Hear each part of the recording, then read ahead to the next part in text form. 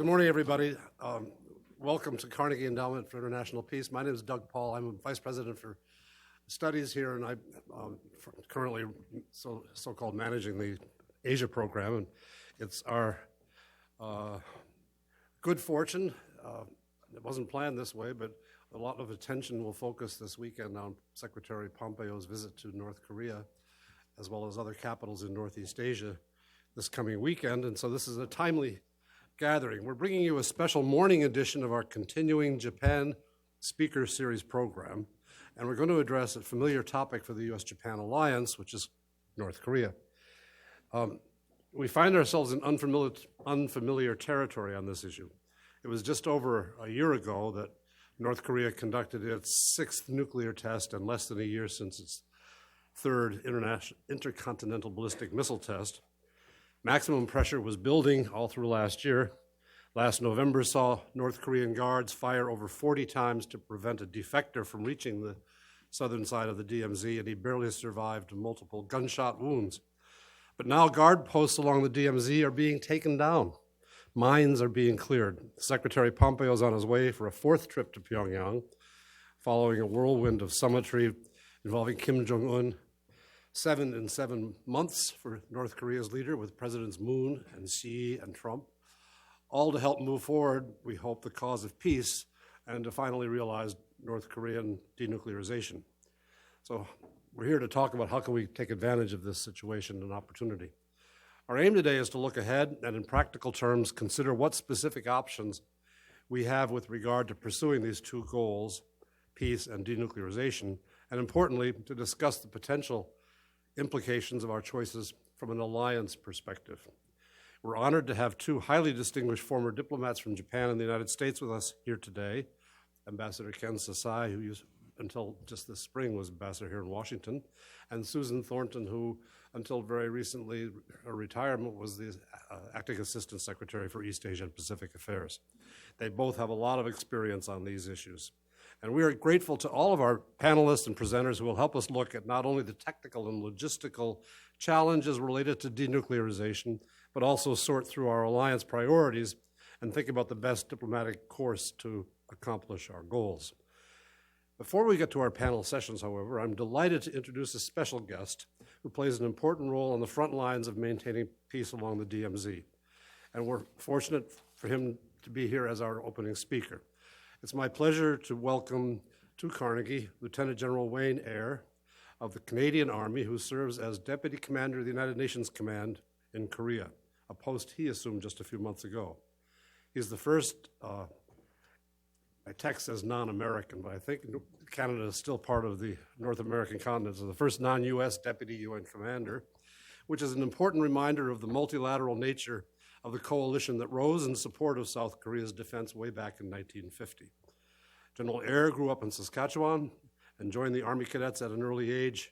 He served in a variety of important command positions, including as head of the Canadian Army in Western Canada, as commander of the 3rd Canadian Division and Joint Task Force West, as leader of different UN detachments deployed in Cyprus and Croatia, and commanding various NATO and Canadian forces in Bosnia and Afghanistan, including as commanding general of the NATO training mission there. General Eyre will talk to us about the UN Command's current functions and activities and role it plays in the rapidly evolving security environment on the Korean Peninsula. And he's agreed to take a few questions after his presentation. So please join me in welcoming General Eyre to the podium today. Thank you.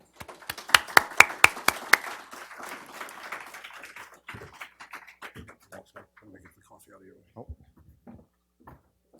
Doug, thank you for the introduction, and ladies and gentlemen, good morning. Firstly, I'd like to thank the Carnegie Endowment for International Peace for inviting me here today to join you in this important discussion. So this is an excellent opportunity for me on behalf of the command to engage the greater Washington, D.C. government and policy community. And I'm thankful for the Carnegie Endowment's continued examination of these very difficult issues. I have to say it's a bit daunting up front to be addressing so many experts in the field while I am still a relative neophyte at this. But I can assure you that the work done here by all of you in the academic fields and the the think tank community is of great value for those of us who have to turn policy into action on the ground. So your work is very important in shaping these policy decisions, and I thank you for your continued effort. Very much a privilege for me to be the first, as Doug said, non-U.S. Deputy Commander for United Nations Command in this very dynamic and potentially historic times. So you have to ask, what is a Canadian who is supposed to be in Korea doing here in Washington? Well, thankfully, as a Canadian official, I'm not down here talking trade. So this is my third deputy commander role in the course of the last 6 years or so. And I've come to realize that the primary role of a deputy is to extend the command reach of the organization, to be where the commander can't, to deliver messages the commander wants delivered, and to ensure alignment throughout the organization.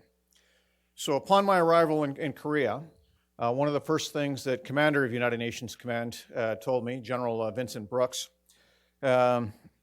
well, he charged me with several efforts, but firstly he said, I want you to go engage widely, talk about United Nations Command, go out to sending state capitals and drum up support for the command, educate on the command, dispel some myths on the command. Oh, and by the way, I want you to start with my own capital in Washington, because you going there in a different uniform will send a message all on its own. So, thus, here I am. Now, this event comes at a pivotal time in the history of Northeast Asia. The change between events just a year ago and today are nothing less than dramatic. Since the last major DPRK provocations, including their last nuclear test of 3 September 2017, and their last intercontinental ballistic missile test of 28 November, it's been 10 months. And since those provocations, we've seen the two Koreas join at the Olympics, followed by a series of summits between them, between the DPRK, the Republic of Korea, the United States, other regional actors. And all of these are very positive signs of potential epic breakthroughs. But there's also the looming historical baggage of past negotiations and provocation cycles that failed to bear fruit. And at the center of this very fluid environment is United Nations Command in Korea. Now, there's growing interest in UNC and what we do as the roller coaster ride of tension levels hit high and low points over the recent past. Some see it as a vehicle for enabling a lasting peace, and others view it as a relic of the Cold War. With like-minded sending states, such as my own, there's a renewed interest in investing in the command as a way to positively contribute to a solution. And my own appointment is testament to that renewal. Now, the organization can be misunderstood at times and confusing in its span of authority and use. So today I'd like to start off with just talking a little bit about the history of the organization, what we do, and where we could potentially go.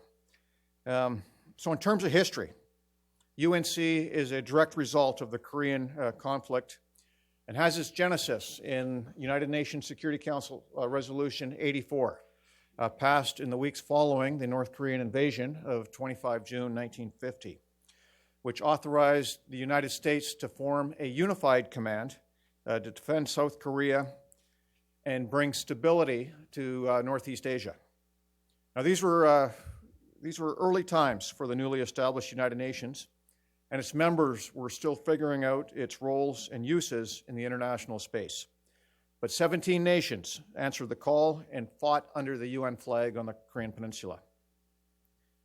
But one fascinating aspect of the passage of the UN Security Council resolutions at that time is that they were conducted in a time frame when the Soviet Union was boycotting the Security Council and so was unable to exercise its veto. And at that time, you'll recall that Taiwan was holding the Chinese seat not the PRC. In July of '53, 3 years after the beginning of the war, the armistice agreement was signed by the opposing forces. Interestingly enough, not by the Republic of Korea. And the armistice was signed with the intention that further negotiations would lead to a political resolution, but this has not yet happened. And so the peninsula has remained in a state of semi-permanent conflict freeze. And because of this stasis, the role of United Nations Command has continued. Following the signing of the armistice, the command was directed to provide oversight and enforcement of the agreement over the friendly forces. Now, this entailed monitoring the location of forces, facilitation of dialogue with North Korea, and oversight of the southern half of the demilitarized zone and the Joint Security Area, or the DMZ and the JSA. Furthermore, its function of providing the headquarters for multinational forces from contributing countries remained. And throughout the years, it's maintained a number of subordinate organs. United Nations Command Military Armistice Commission, or UNCMAC for short, and its Secretariat are charged with the direct oversight of the terms of the armistice, including investigations of serious incidents, coordinating any passage through the DMZ, and conducting relevant negotiation with the DPRK People's Army, or the DPA. We have the UNC Security Battalion, which provides the security forces for the Joint Security Area at Panmunjom in order to provide a safe location for dialogue. We have a UNC liaison group, which is a group of liaison officers from the sending states, which for the most part are based on their defense attaches in Seoul. And this lively group remains engaged on an almost weekly basis with the command on our ongoing activities. And finally, we have UNC REAR, based in Japan, and it's of great relevance to the subject of this conference. The primary mission of UNC REAR is to facilitate support for UNC through Japan, as we take a look at the lines of communication for supporting forces. That's where the majority of them flow through. An important aspect or important part of the command's ability to function is the status of forces agreement that we have with Japan, and that is exercised on a periodic basis. Indeed, over the course of the last year, including as we speak, UNC REAR has supported and is supporting the sanctions surveillance operations that are currently ongoing, with a number of sending states sending in surveillance aircraft and ships to take a look at to monitor the ship-to-ship transfers that are ongoing as part of sanctions evasion efforts by North Korea. Also affiliated with the command is the Neutral Nations Supervisory Commission. This is an oversight organization that is enshrined in the armistice to provide neutral observation of the organizations enforcing the armistice. So currently, Switzerland, Sweden, and Poland each contribute to the organization. Now, over the decades, as the regional political situation evolved with different requirements and command relationships, UN Command has morphed as well into 3 different organizations. Each of these has separate lines of authority and responsibilities, but they remain unified under a single American 4-star general, currently General Brooks. Now, these commands, with which many of you are probably familiar, include U.S. Forces Korea, or USFK, and Combined Forces Command, or CFC. And on first viewing, it makes for a relatively complicated picture, but I'll try and separate those out. Now, Combined Forces Command is the ROC U.S. Binational Warfighting Command. It was stood up in 1978 to take over the primary responsibility for the defense of South Korea from United Nations Command. And it was done in the context of increasing proficiency and capability by the South Korean military. On the other hand, USFK is the headquarters for all U.S. military elements in Korea, and it provides the forces and the support necessary to enable the other 2 commands in their operations. Now, the organizational structures and lines of authority of these three commands have distinct political origins and legal obligations that have been 68 years in the making. And despite the criticism of their complexity, they've deterred aggression and given the Republic of Korea space to thrive over the course of the last half-century plus. Over time, however, their mandates, their functions, and their staffs became intertwined. And UNC, as a distinct command, atrophied. Its staff personnel were double and sometimes triple-hatted, with responsibilities for UNC often being a secondary duty. And thus, a lot of the command fell into less use and didn't evolve with the time. The last two commanders, however, recognized untapped potential in the command, especially in the context of increasing provocations, to address this atrophy and revitalize it to become a means to corral international support and increase sending state contributions to the peninsula, and also to enhance its function as an enabler of dialogue to ensure that the armistice agreement remains successful. So the decision was made over the course of the last several years to revitalize UNC. Much work has been put into defining the role of the command, increasing the strategic governance of it, and attracting more sending state contributions, and my own presence is a manifestation of that. The functions of the command have been clearly laid out. In armistice, we enforce the armistice agreement. We are the enabler of dialogue through established mechanisms, primarily with the North Korean military, but with other international partners as well, and I'll get into that in a little bit. And as necessary, we are the home for sending state contributions, for international contributions. So in the event of hostilities, this last function becomes our primary one, as we facilitate the introduction of UN sending state capabilities into the theater through the coordination of their reception staging, onward integration, through coordinating their sustainment, through coordinating any necessary international agreements, through facilitating and massaging their command and control relationships, and all of the other complicated, messy issues that come with coalition warfare. And as such, we become a supporting command, both to CFC and the ROC Joint Chiefs of Staff. In terms of governance, we're getting some renewed activity there as well. In June, the U.S. Joint Chiefs of Staff, the chairman of the Joint Chiefs of Staff, signed a revised terms of reference for the commander of UNC. This was the first time it was updated since 1983. So again, strengthening that strategic governance.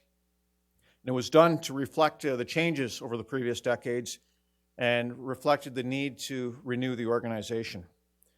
So the command relationship for UNC is somewhat different from the other two commands, whereas USFK has to go through US Indo-PACOM in Hawaii back here to DC. Commander UNC has a direct line to the chairman of the Joint Chiefs. So that chain is still being rebuilt, and that's one of the reasons for me being here in DC, and I've had a number of meetings over the course of the last several days and this afternoon with the US Joint Staff. The third change is increased UN sending state participation. Over the course of the last several years, their participation in the major theater exercises, Key Resolve and Ulchi Freedom Guardian has greatly increased. Now, this has allowed headquarters of UNC to function as a standalone headquarters, but it's also included distinct force elements, such as division headquarters, such as some low-density, high-demand capabilities like special operations forces, like weapons of mass destruction, detection, and response. And moreover, the number of permanent staff, so staff that are permanently assigned to the command during armistice has increased, especially after General Brooks put out the call this last January. So now we consider UNC to be revitalized. And what I mean by that, it has a new life, a new vitality that's been put into it. It's got good forward momentum. But we're still somewhat, or we have a ways to go before we can stand on our own. So we are continuing to evolve the command, especially in the context of the rapidly changing security environment. We have to do that to continue to be relevant. That regional environment has seen dramatic change over the last 2 years as North Korea culminated decades of nuclear weapons and missile technology research by entering into what we saw last year as that intense provocation cycle. And I'm sure I don't need to recite the list of provocations conducted last year for this audience, but I'll just leave it by saying that those events prompted some serious strategic discussions on potential courses of action in many senior leadership circles. And then following their last successful missile test on the 29th of November, KJU declared success and shifted focus to the economy in what some have called his most recent charm offensive. So we've arrived now at a time where there's been several breakthrough events, including the just concluded third Inter-Korean Summit 2 weeks ago. And these events portend a new direction of political relationship on the peninsula and the potential for moving towards a lasting peace. So what's been the role of United Nations Command in all of this? Well, we have been very active, and I just want to give you a few data points, a few statistics for the last 6-7 months. UNC DPA communications, regular communications, have been reestablished after a hiatus of several years. We've got a phone line which is active at least twice a day, often far more frequently as we pass messages back and forth.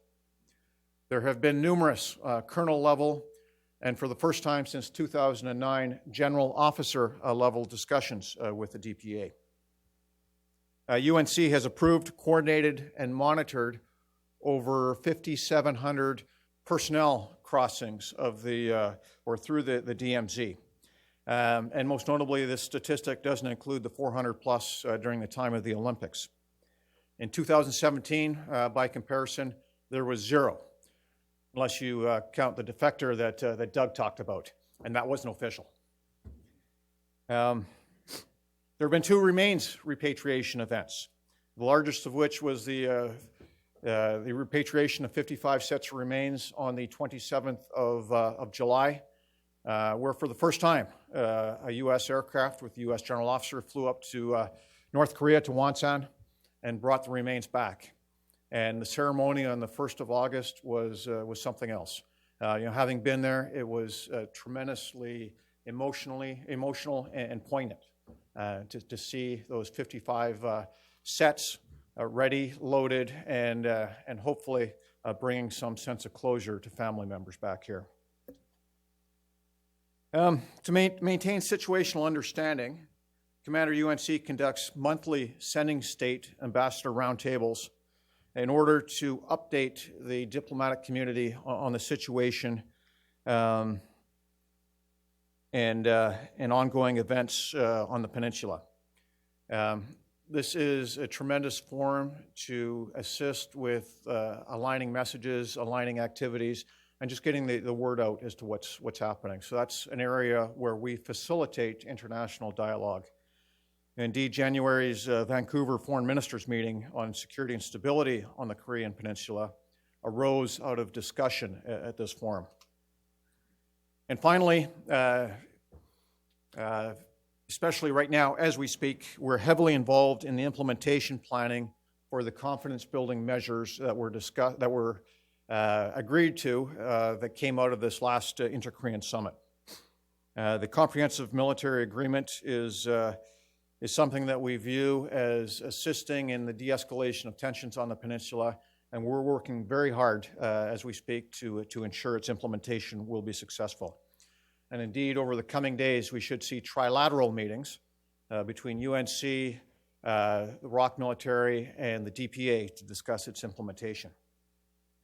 So all this gives hope that the process is moving forward towards a lasting peace with a final, fully verifiable, and irreversible denuclearization of the peninsula. But at the same time, we've got to be ready for worst case as well, and that's why the military gets paid big bucks to be ready for worst case scenarios as well. So the future going forward is not clear. But we do know we have our work cut out for us. And UNC headquarters is going to continue to evolve.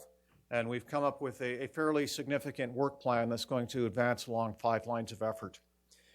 Firstly, we need to continue to strengthen our strategic governance. And this is going to facilitate our staff relationships, clarify duties and responsibilities at all levels, so that we ensure our linkages with the executive agent, the U.S. government back here in Washington, is absolutely clear. And again, that's been the subject of numerous meetings for me this week. We're looking to increase the membership and manning of United Nations Command.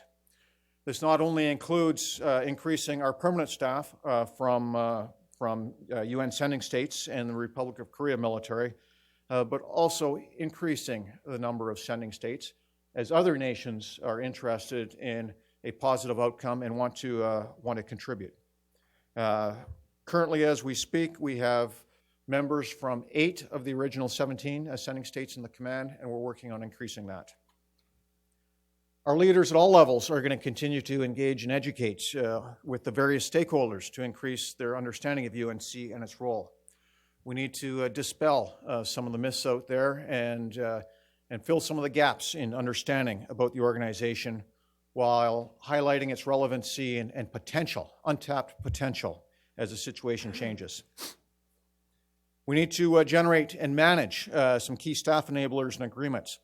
Our multinational personnel need the legal framework under which to operate on the peninsula that both respects ROC sovereignty but gives the legal protection that's required for international forces. Likewise, we need to establish information sharing, interoperability standards, and all that host of necessary administration that goes with multinational operations. And finally, probably the most important is we need to focus on continuous evolution. As the dynamic situation on the peninsula changes, we have to rapidly adapt to remain relevant. Now, this entails a robust planning capacity, a brain trust, if you will, which we're in the process of building.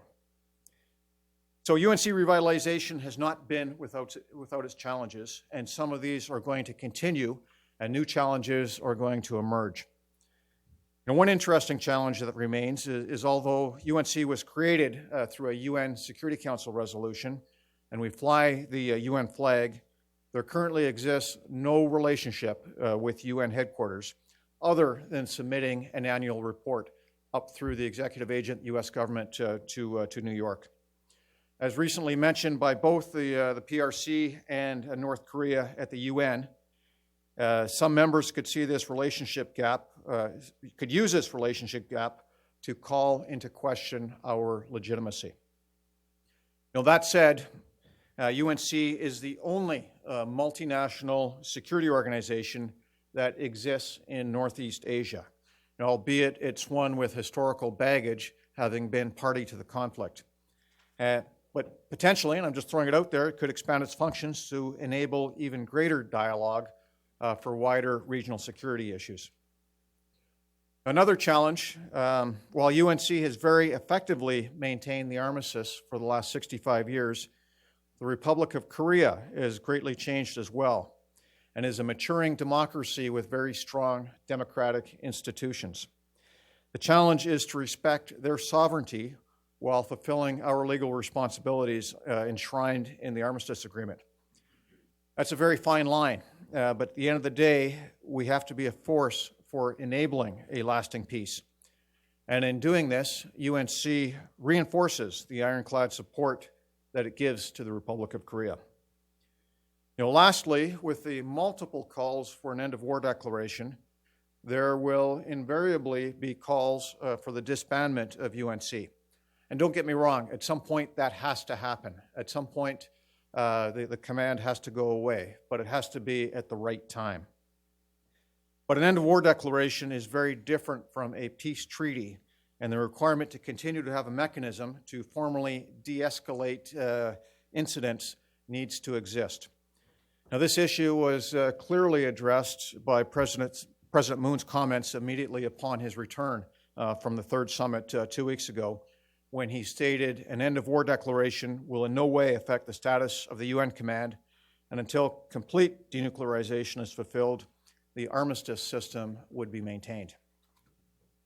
So despite the challenges ahead, some of them existential, UNC will continue to be a central player in the ongoing, potentially decisive events that are playing out as we focus on de-escalation in the middle of abundant opportunities for miscalculation and further provocations.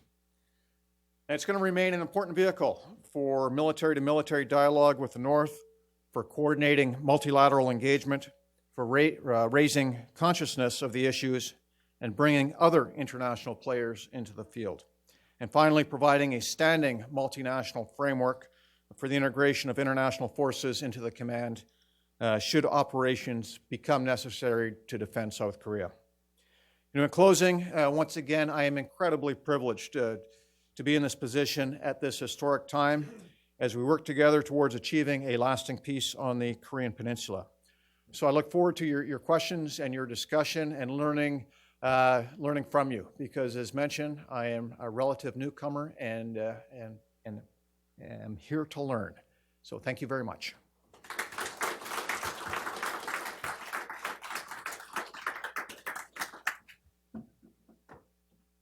Thank you, General, for those very informative remarks. I'm not going to get in the way of you and the questioners, but I just want to ask people, if you were identified by the General to raise a question, please make it a question, not a comment. Please identify yourself and your affiliation, and then ask the question once the microphone reaches you. So please do that. Thanks. So I'm going to put these on so I can actually see you out there. Please. Hi, I'm Tim Shorrock. I'm a reporter with The Nation magazine in New York. You mentioned the UNC could expand its functions. And my question is, a couple months ago, well, actually right after Singapore, Secretary Pompeo made an interesting statement that the armistice could be altered in some way, that President Trump might offer this to the DPRK, alter the armistice. And there was also an in-depth analysis by the Nautilus Institute that included some former high-ranking U.S. officials saying how the armistice could be changed in some ways at some point to protect North Korean security and South Korean security. And they outlined a bunch of different ways that could happen. Do you have any thoughts on that in terms of, like, you know, once a peace agreement is reached or a declaration of peace? Absolutely. It all comes down to how do you confirm that what you've agreed to is actually been done? How do you confirm and verify and fill that trust deficit that exists?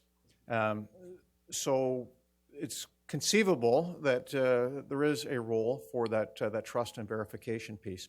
So, for example, as you pull forces back, instead of just saying you've done it, is there an organization out there that could verify, yes, this has actually been done and we've seen it with our own eyes? Could UNC fill that gap? Well, conceivably, yes.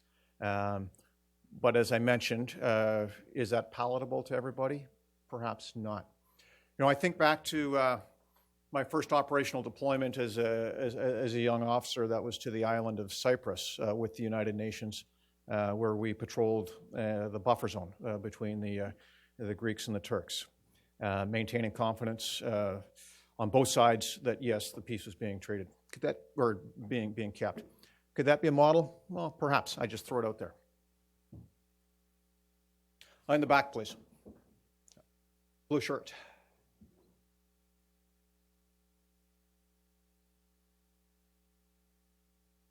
Thank you, Julian Borgia from The Guardian. Can I ask, is there a work plan or a timetable for the confidence building measures in the DMZ, taking down the guard posts and so on? So there is a timeline that was published as part of the Comprehensive Military Agreement. We are currently in discussions to further refine that. I don't have the latest details on me because it's been ongoing this week as I've been here. But yes, there is a timeline, but I can't give you the exact details on it. Right at the back, please. I'm Carlton Steinberg from the International Nuclear Law Association. One of the key verifying mechanisms in international nuclear law is the International Atomic Energy Agency and its safeguards program. And I wonder what kinds of contact you have had by the Commission with the IAEA, and what future role do you see for the International Atomic Energy Agency in verifying and inspecting some of these activities? Okay, so your first question is very simple. There's been no contact between us at United Nations Command and the organization. The second question, they are the experts. From my perspective, yes, it would make perfect sense for them to have a huge role in the verification, because the technical expertise is not something that is very common out there. I am not a denuclearization expert, but one could only surmise that the organization needs to be heavily involved. Over here. And I'll get you at the back, next one. Okay.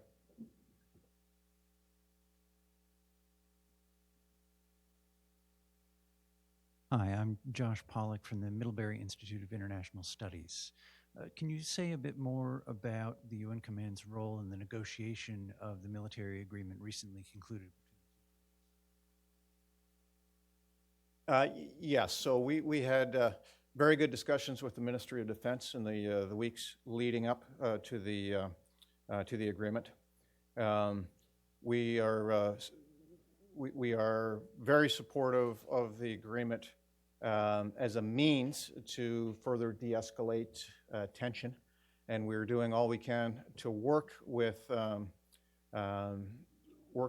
Ministry of Defense to ensure that its implementation is successful.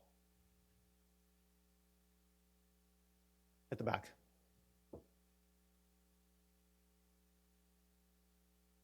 Hello, General. This is Young Kim from Voice of America.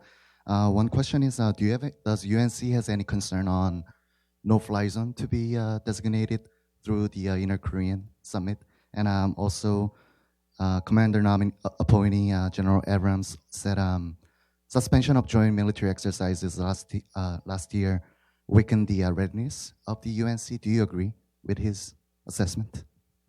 Okay, I think he was talking specific. So, to go to your last question, he was talking specifically about the readiness of the other commands, so USFK and CFC. So I cannot speak to that because I'm here, or I'm here in a UNC perspective or capacity.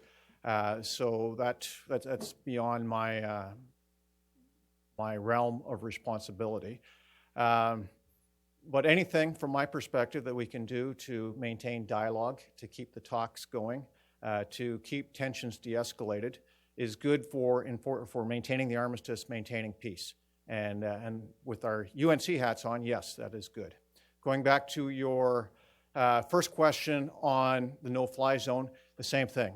UNC equities are not touched in that one, with the exception that we're currently working on ensuring that we have access to medical evacuation should it become necessary from the demilitarized zone.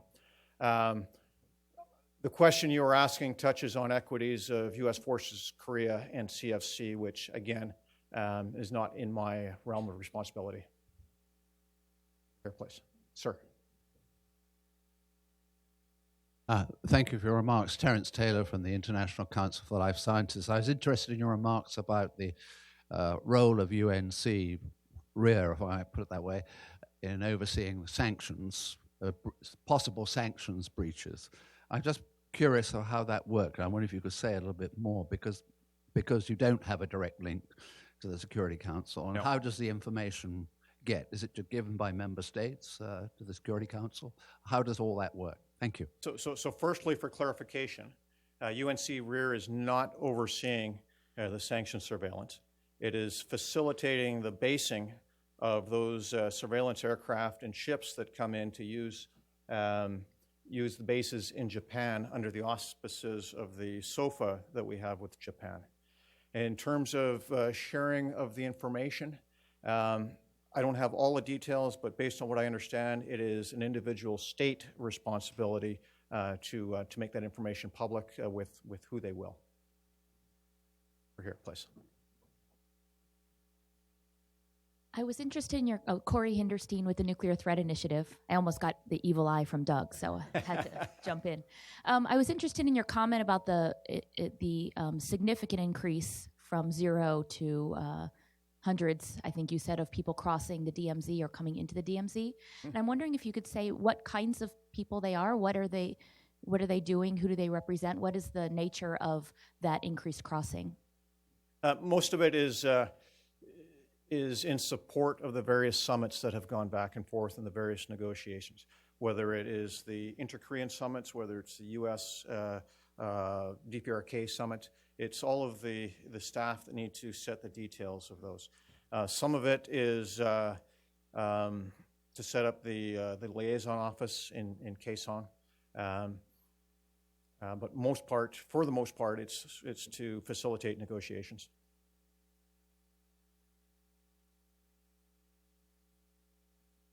Grace Kong, former State Department and the Institute for Korean American Studies.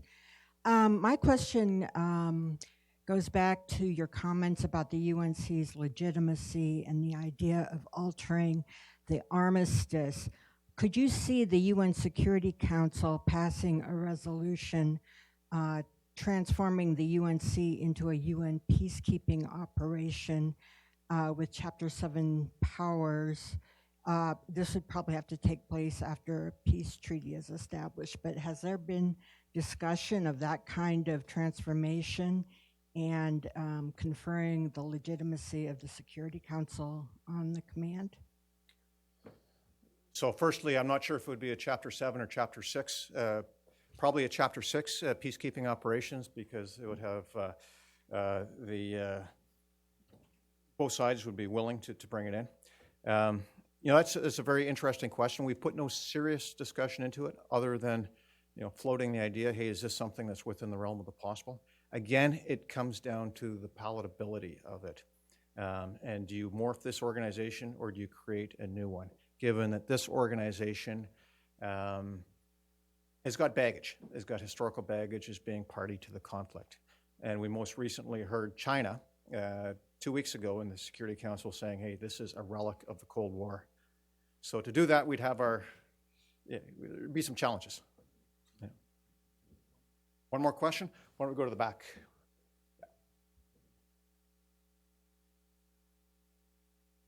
Thank you. Jeff Selden from VOA. I was wondering what you see as the greatest dangers or the biggest threats for a miscalculation as this process goes on between North Korea and South Korea. And what is your level of optimism that they'll be able, that both sides will be able to get past the baggage of past negotiations? Because the U.S. has assessed that while on the one hand they see new opportunities, the intelligence community has also been firmly coming out and saying that they don't see any indications that Kim Jong-un is ever going to give up nuclear weapons.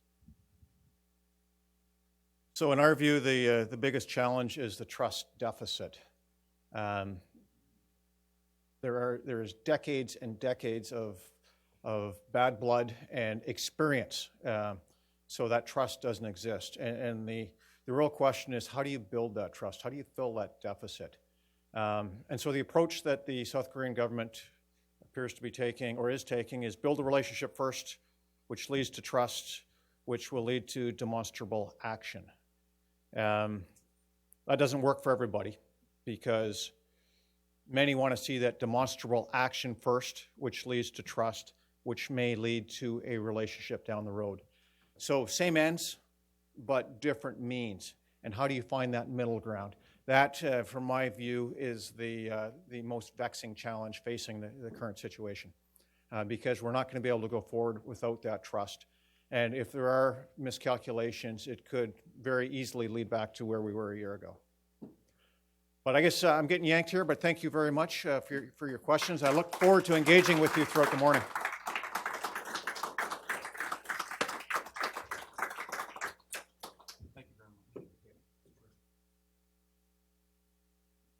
Thank you, General. That was a terrific start to our program. Good morning, everyone. I'm Jim Schoaf. I'm a senior fellow here at the Carnegie Endowment in the Asia program. And we're going to jump right into our first session, and I'm going to turn it over to the moderator, Toby Dalton.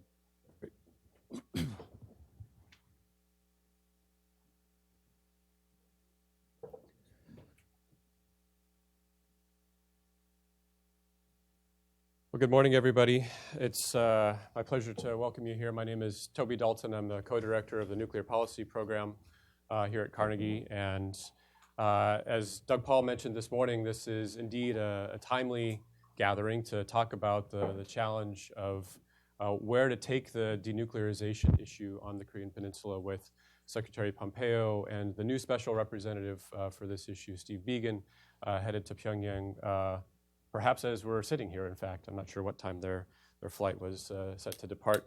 But I think the real problem or the real question here that this panel is going to confront is how do you transition the process that has gotten us here, which is the high-level summitry and the few meetings that have begun to sort of scope this problem a little bit, into a technical negotiation. Now, where does the rubber meet the road? How do we scope this challenge from a technical standpoint? And in particular, how can you construct an approach, a roadmap, if you will, for getting to the denuclearization, or in the parlance that's often used by the US government, the final fully verified denuclearization as agreed by Chairman Kim, which as a term of art is oft derided, at least on Twitter as far as I can tell. And I think that General Ayer's comment at the end about the lack of trust and how you sequence trust building in this, given that you have, presumably from North Korea's perspective, paramount concerns about giving up too much information in the absence of trust that then might lead to concerns about vulnerability later on. So what should be the first steps? How do we verify this thing? And thinking about the alliance context where the US and South Korea and Japan have different objectives, how can you keep these countries on the same page, if it's even possible? So to help tackle these issues, I'm pleased to have on the stage three of my friends and colleagues. First, Nobuo Akiyama, who is a noted expert from Japan, I think one of the sharpest analysts on nuclear issues in Japan. He's a professor at the Graduate School of Law and Graduate School of International and Public Policy at Hitotsubashi University. He's a sufficient expert that the Japanese government saw fit to put him in Vienna to work at the Japanese mission to the Iaea for several years as a minister counselor to include on these issues. Next to him is Corey Hinderstein, who's vice president for international fuel cycle strategies at the Nuclear Threat Initiative.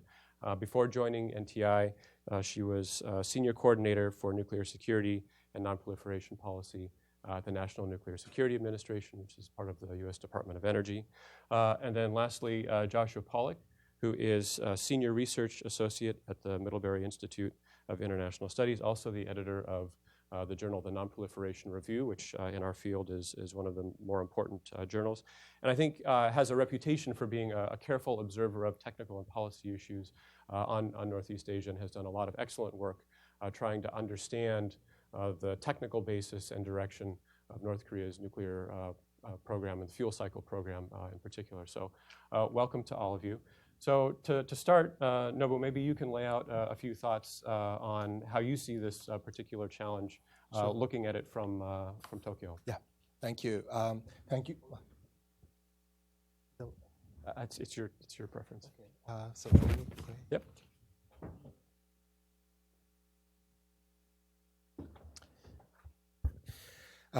Thank you very much for kind introduction, and also appreciate the Carnegie Endowment for including me in this very interesting event at very timely moment. I would like to talk about the gaps between Japan and the United States, or maybe some other actors, regarding the approaches to the denuclearization. I think there are a couple of questions among the security communities in Japan about the denuclearization process. First, on North Korea's intention. Are they really willing to completely dismantle its nuclear weapon programs? Some people said, yes, this time it's genuine, and North Korea is really willing to dismantle, given that the Kim Jong-un may reign the country for next 30 years, 40 years. For that, maybe economic growth would be important, and in order to gain economic support, I think the Kim Jong-un must be serious about considering dismantlement of the nuclear weapon programs.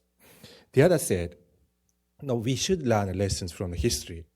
From the history of negotiations with North Koreans, we have been kept on being cheated by North Koreans. And then we should be really be cautious whether they are really truly willing to dismantle its nuclear programs.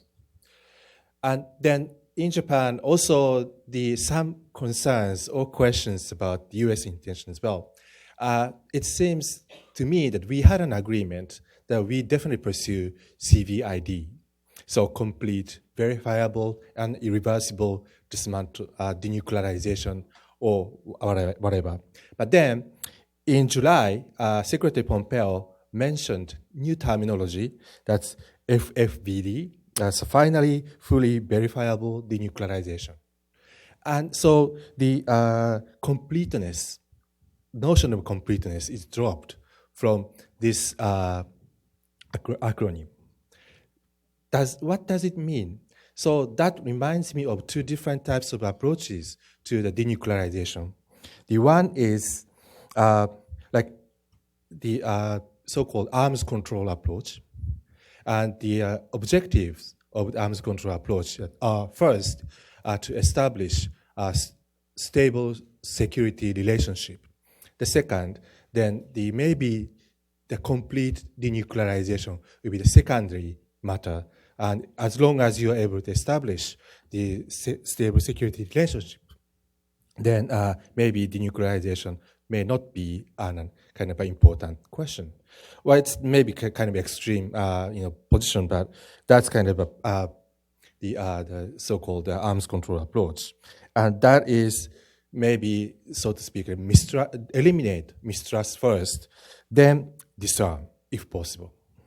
The other approach is non-proliferation approach, that is to totally eliminate physically eliminate the nuclear weapon programs, and that lead to the kind of confidence building. So the question is that confidence building, trust building should come first, or disarmament should come first. And of course, there is no really clear-cut division between two. And of course, these approaches, confidence building and the disarmament must come in parallel. But the question is where do we put the emphasis on? So then, how Tokyo views the offer by the Pyongyang declaration regarding the denuclearization process?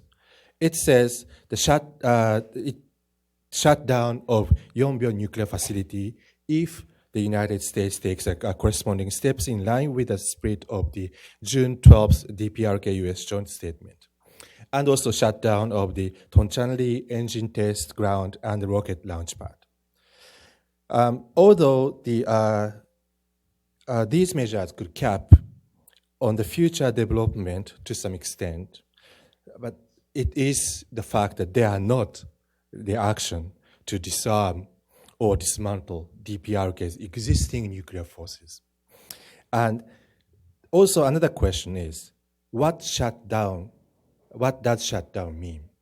In the past documents, the shutdown was also mentioned. And in these past experiences, we found shutdown means just simply a closure, not the physical destroy of the physically destroying the facilities.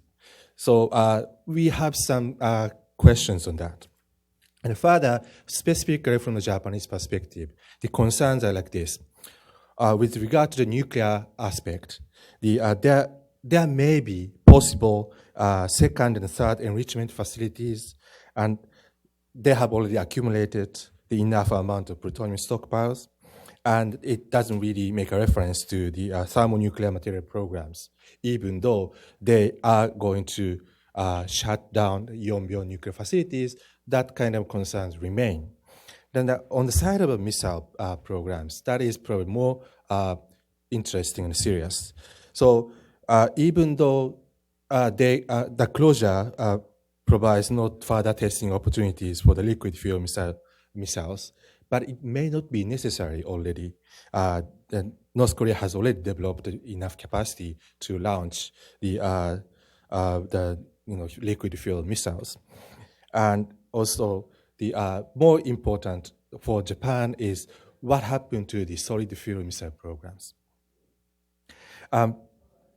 In terms of the solid fuel missile programs and also maybe medium-range missile programs, then if we look at the April 20 declaration at the Central Committee of Workers' Party of Korea, it says that there is they declared a moratorium of nuclear and missile testing referred only the ICBMs and IRBM, but not MRBM, which would pose most imminent threat to Japan.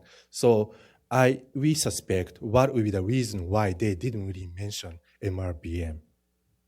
So I don't want to be too pessimistic, but with these evidences, I think for Japan, there is no really good reason to change the threat assessment of North Korean nuclear missile capabilities, given that measures that North Korea offers proposing in the declaration would not contribute to the threat reduction for Japan. And then next, I would like to touch upon a little bit about the denuclearization process in a technical way. Since I served in Vienna and worked at Iaea, maybe that's kind of something the organizer would expect from me. But first of all, I talked about two different approaches, right? One is arms control approach. The other is the non-proliferation approach. And in case of arms control approach, I think there is an interesting quotation of the Paul Nitze at the Foreign Relations Committee testimony. He says, "We want to be sure that if the other side moves beyond the limits of the treaty in any militarily significant way, we would be able to detect such a violation in time to respond effectively and thereby deny the other side benefit of the violation." So that's kind of a very important concept of the arms verification for the arms control approach.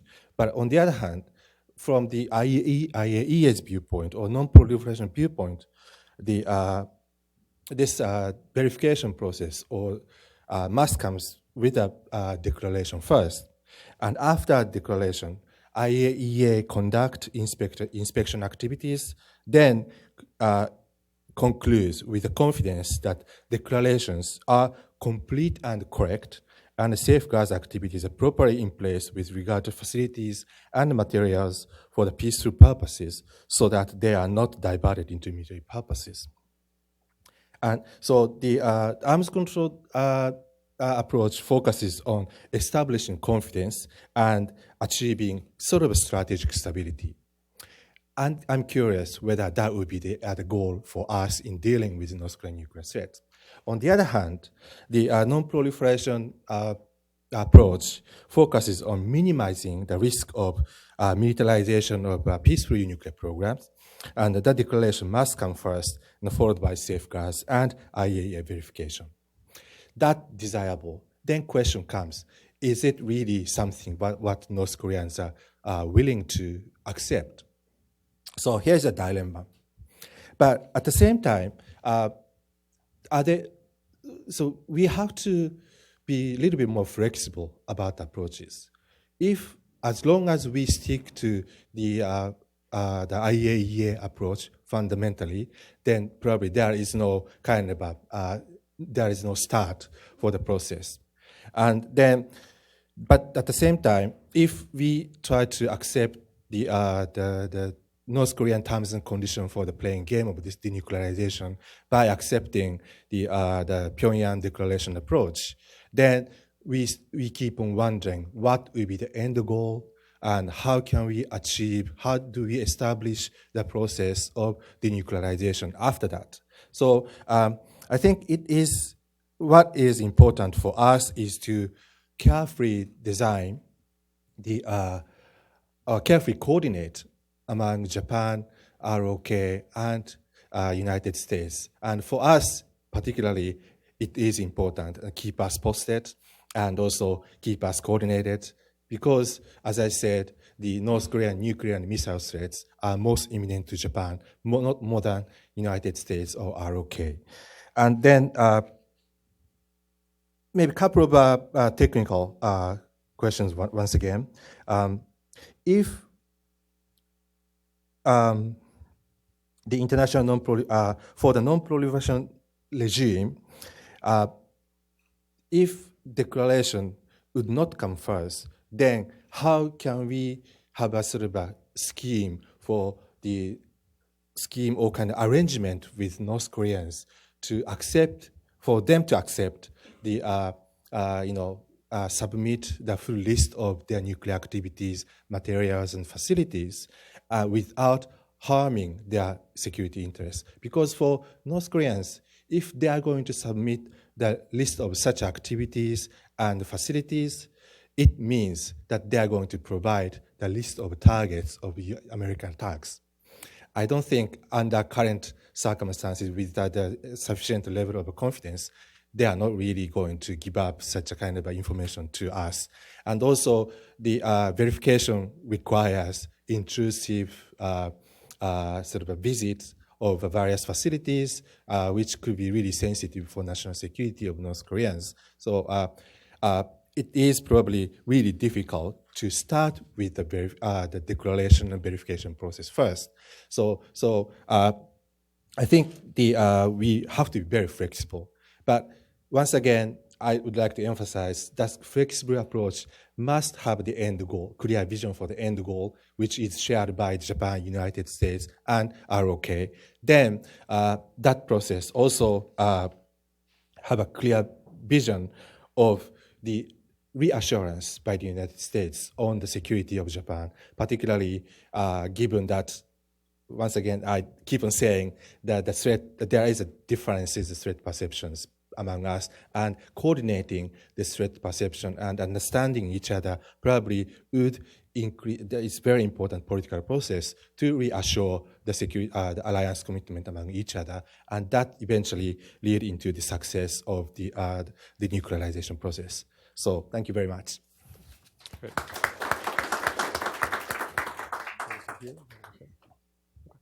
All right. Well, thanks, Noba. That you laid on the table for us a number of issues to pick up, both terminological, sequential, endgame issues. Oh, and by the way, the reassurance issue, which is a really critical one, and I hope that we have a chance to get there, and certainly the second panel will touch on it as well.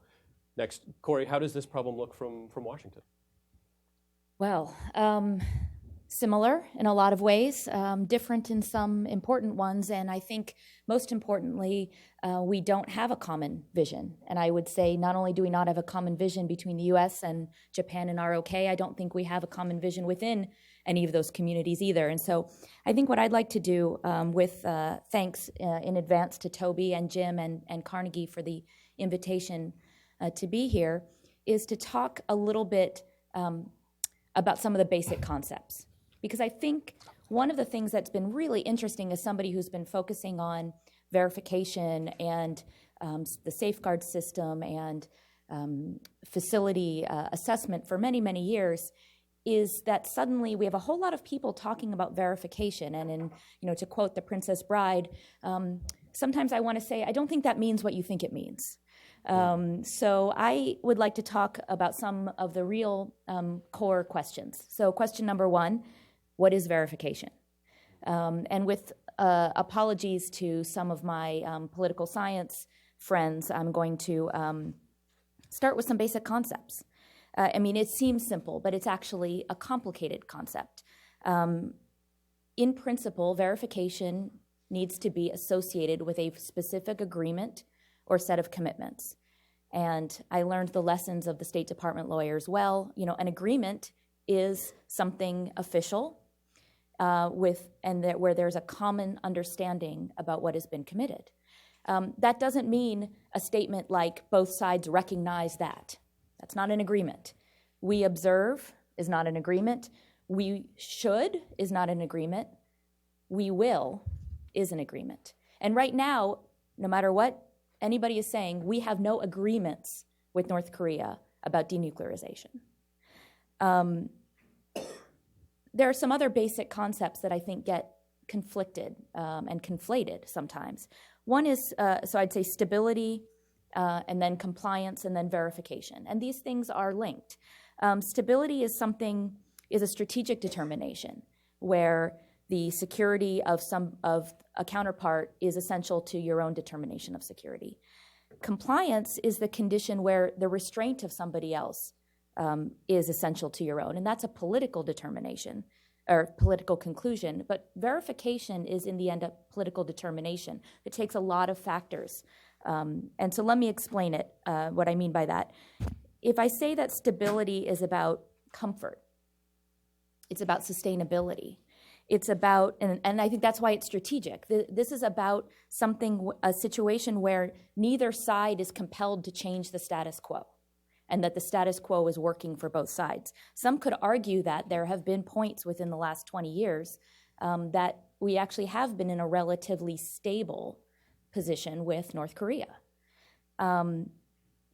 That's different than determining whether a situation is politically acceptable, and it's certainly different than determining whether there is a situation where one side is compliant, is in compliance. And compliance is about, you know, what is one actor doing as it relates to a specific set of commitments or agreements, and do I care about it? And that's, I think, a really important question. There have been certainly many times in history, in the nuclear field as well as lots of other fields, where one party is in non-compliance, but we determine it's not material. What did NHTSA say? It's not militarily significant. Compliance is not something where it automatically flips a switch and then something changes in the strategic determination. And all of this is wrapped up into the concept of verification. So what is the definition of verification that I like to use? I like to use, and I'm going to read it because it has taken a long time to hash out in my mind, a set of national and cooperative activities, tools, procedures, analytical processes, and fundamentally judgments about what is happening with regard to a specific set of activities as defined in an agreement. So it's the process that leads to that political decision. Compliance is a judgment, but not a measurement. So it has to be in service of the agreement, and it has to be based on monitoring data that you collect. And so I say that on purpose to say monitoring, also not verification. Monitoring is an input to verification. So having described a little bit about the complicated nature of verification as a concept, let me talk about it in practice and what our thought process is in North Korea. So that leaves me question number 2. Who verifies? This is not a straightforward question, and there's a lot of debate within the international community. There's a lot of debate within the U.S. community and the U.S. official community as to who should verify. The International Atomic Energy Agency, Carl mentioned in his question of General Air, and I think there is a question, when is the role of the IAEA appropriate in a DPRK denuclearization scenario? Why should the North Koreans want the IAEA on the ground? I think this is a really important question because at some points it's been said that if there's one thing the North Koreans hate more than the Americans, it's the IAEA. And this has been a problem over the years where at certain points they've seen the benefit of bringing the IAEA in because it helps their communication, and at other points they've said no way to the IAEA, and they've been burned by that judgment in the past. They've invited the IAEA in, including in the early 90s, when they thought that they could get away with keeping some activities hidden and discovered that the IAEA capabilities were much more significant than they had expected. If you believe that the North Koreans will enter into agreement for which they have every intention of complying, with which they have every intention of complying, then they should want the IAEA on the ground. Because I don't think they will want the Americans or the South Koreans or the Americans and the South Koreans and the Japanese in whatever configuration to be the ones saying that they're violating an agreement. If we look at the current dynamic, I'm going to mention the JCPOA, dirty word for some people, but you know, what are the Iranians constantly saying now? 11 consecutive IAEA reports have said we are acting consistent with the agreement. You know, so that's politically powerful to have that independent viewpoint. Why should the U.S. want the IAEA on the ground? I think in this case it's pretty clear. It's not only for that independent judgment, but it's also for that force multiplier, that capacity. The IAEA does have a capacity that no national program has, and if a national program or an ad hoc group had to duplicate the capability of the IAEA, it would be exceedingly expensive, it would be exceedingly human resource intensive, and it would probably take time to figure out how to do that. Why should the regional partners want the IAEA on the ground? I think they share some of both of those factors that I mentioned for the North Koreans and for the Americans. But I will say there's a distinction between verification activities related to the production infrastructure for the material, for highly enriched uranium or plutonium, and the production infrastructure related to nuclear weapons. And here we have to come back to the NPT. The Non-Proliferation Treaty not only says that nuclear weapon states will not share nuclear weapons capability with non-nuclear weapon states, it also puts, Article 2 puts the burden on the non-nuclear weapon states not to seek and acquire nuclear weapons technology and information. And I think that's really important because we have to be protective of the NPT and make sure that we don't proliferate nuclear weapons information through a process of verification. So what does that mean? There are a few different models. I think there still is a role for the IAEA here as a backstop.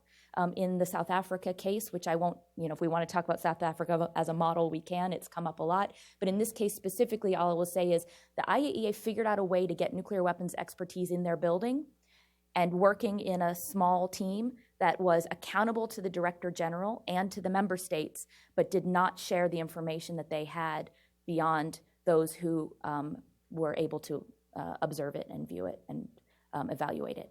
And so they had a Russian expert, a British expert, an American expert, a French expert that came from those nuclear weapons programs to limit the proliferation consequences. That same model actually worked in Iraq too, although Iraq didn't have nuclear weapons, and I'm talking about after the 1991-92 in that time period, but they did have nuclear weapons information, including designs, and so that was being evaluated by nuclear weapons experts within the IAEA. So I think that there's a role for the allies and a role for the region here, both as part of the IAEA. We need those experts to be part of the team. The Japanese and Chinese and Koreans and Russians have a significant amount of nuclear expertise that they can contribute to an overall international inspection effort. There might be an ad hoc group on transparency, some sort of group that is kind of the interested parties to whatever agreement is reached, and they may have a role in evaluating the verification or the monitoring information and might make that determination, that verification determination, that political judgment. And then, of course, on missiles, there might be a role separate from the nuclear weapons themselves on what the role is on missiles. So then, question 3, when does verification happen? Does it come first? When does it end? I think there are a lot of questions here because one could imagine the verification task lasting for decades. And at a certain point, we need to transition from a denuclearization verification process to an ongoing and sustainable verification or inspection or safeguards process like any other country in the world. And so I think it's important to talk about what is the end point of an agreement. And the reason I mention this now is that has to be baked into the agreement. We have to decide when the end point is. Is it when fissile material is under monitoring by the IAEA? Okay, that we can consider that material denuclearized. Is it when it's rendered inaccessible? It's been placed in a location or like a repository or some way that it's physically separated? Or has it been rendered unusable? And that would be something like where the material has been changed in its physical form or chemical composition. So we can say, all right, that material is now out of a weapons track. These are important issues because the agreement will have to define it, and then the verification just tells you how to do that, how to be sure it's happened. Verification doesn't make that, isn't the determining factor there. What is the role of the declaration? Nobu mentioned this. I think we can get into it more in discussion. It's come up quite a lot lately in this proposal of declaration for declaration. I would only say that there is no verification without a declaration because you have to know what you're verifying. Full stop. Does the verification have to be of a declaration that is all-encompassing and includes everything all at once up front? Not necessarily. There are pros and cons to that, and the idea of a full declaration has political baggage. Again, to quote General Ayer, there is history there. They also recognize that a declaration doesn't have to be a stack of 12,000 pages that's just plunked on a desk. A declaration can be elicited and evolved, and in fact, likely has to be. So the important thing is to recognize that declarations are A, not all or nothing, B, they are an early test of cooperation, so they matter in that sense, and that for the North Koreans, omitting information from a declaration would be a huge gamble. They don't know what we know. Even among our allies, we don't all know what the others know, and omitting information would be a massive gamble. So I think we have to assume that if we get to the point of a declaration, we have to be skeptical, but we have to at least be willing to accept that they are sharing everything they have to share and approach it with that open mind. We can come back to that point. So then my fifth question, how fast can it happen? I only mention this because a lot of people, there's been, can it happen within 1 year? Will it happen by 2021? I would say I have a very definitive answer for this. I have no idea. Because we don't know what the agreement is, therefore we don't know what the verification system will be to match that agreement, and so we don't know how long it will take. We don't know how those endpoints will be defined. But I will say, while there are physical limits on what you can do, they're not necessarily overly determinative. So it will take time to do certain things. You have to move processes through a certain list of kind of checkpoints. It will be entirely dependent on the relationship between the inspectors and the inspected. That can make things go extremely fast, or it can make things drag out for a long time. But there are early steps you can do. So if you say, will verification be done in a year? I don't think so, not likely. But could we have some early wins within the verification system? And can we establish some monitoring in a way where we know we've set a baseline? I think that can happen early. Those would be things like establishing continuity of knowledge, taking some early measurements, establishing ground rules of interaction, and doing initial site familiarization visits. All of those things are part of a verification system, and they can happen quickly, and they'll give us a good temperature measure of how things are going. So I think I'll leave it there, and we'll come back to some of the other issues in the Q&A. Thank you. Thank you.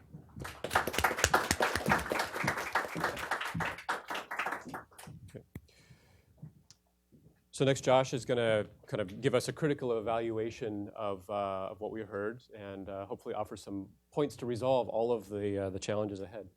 Okay, how many minutes do we have? I think if you take one thing away from today's discussion, it should probably be Corey's point, which is there is no agreement between the United States and North Korea on nuclear weapons. There's nothing to verify. There's no deal. I would expand on that a bit. I would say not only is there no agreement, there's no negotiating process.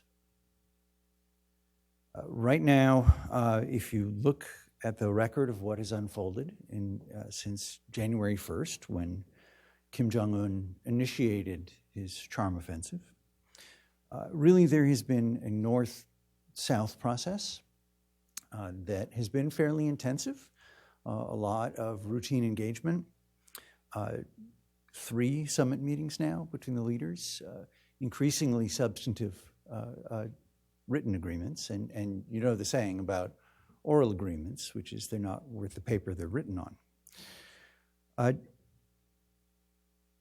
There also is a North Korean-Chinese process in the background. We don't see texts emerging out of that, but we do see repeated high-level interactions.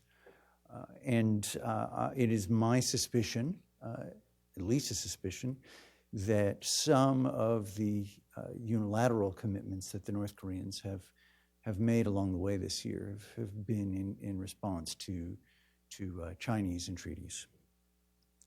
That they don't just come out of nowhere, but that's probably where they're coming from. So why do we have this sense that the United States and North Korea are engaged, other than there have been a few meetings? I think the United States is being brought along as an adjunct to the North-South process by virtue of really two factors.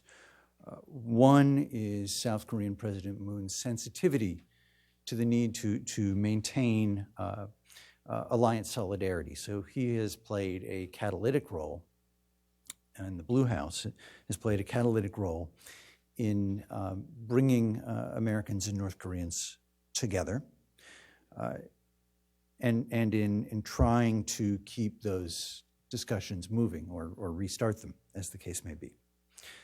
The other consideration has been President Trump's impulsivity and his willing to grab for the offer of a summit meeting, which was something that the South Koreans informed him the North Koreans had offered. The North Koreans, for their part, have denied they ever offered it. They seem to believe it comes from the US or South Korea or somewhere, which says something about the oddities of this process. So what do we have to show for all this? Well, we have the bullet points that emerged from the Singapore summit. These are broad, shared objectives between the United States and North Korea. They're not very detailed. There's little sense of sequencing or procedure or anything, which suggests that if we want to turn this starting point into a real negotiating process, there will have to be some kind of working level talks established.